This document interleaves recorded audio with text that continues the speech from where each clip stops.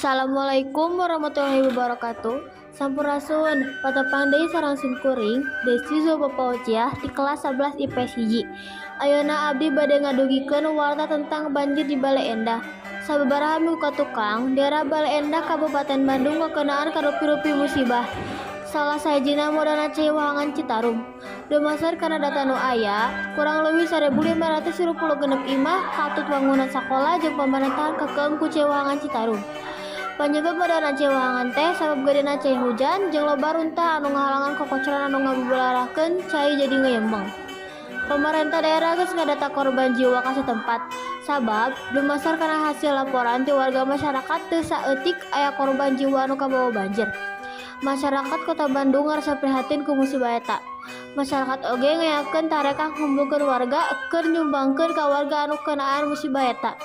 Sakitu wae warta nu teu simkuring dagukeun. Wassalamualaikum warahmatullahi wabarakatuh.